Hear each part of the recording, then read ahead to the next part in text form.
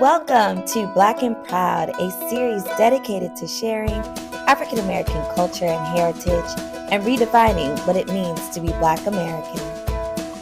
In our Soul of the West series for Black History Month, we continue to examine the history and presence of African Americans in the West. In today's episode, we're going to take a look at the music and dance tradition of square dancing.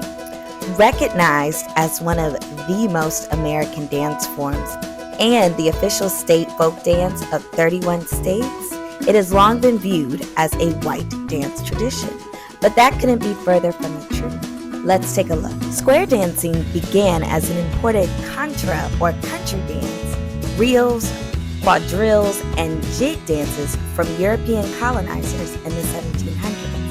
Typically, dancers were pre-taught the steps and figures prior to attending a ball. However, the enslavement era meant that our ancestors were able to influence these organized dances inadvertently through the playing of the fiddle.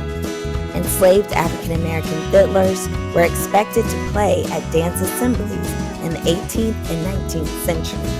African American fiddlers were sought out because of their high performance level and skill that they carried with them from their West African tradition. Remembering and recalling on their African heritage, African American fiddlers began to call out figures and dance formations to European colonizers.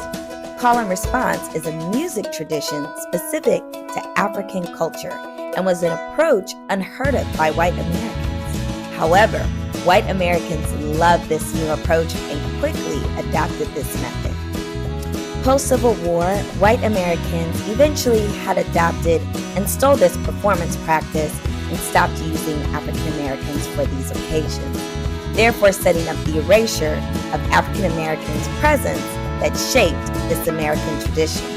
However, our traditions carried on not only with square dancing, but our own line dances that originate from West Africa. Our fiddlers still called and played for us on our own occasions during enslavement era and post-enslavement era. So the next time you see a country line dance, remember that our ancestors played a key and pivotal role in shaping that tradition and that we still square dance to this day.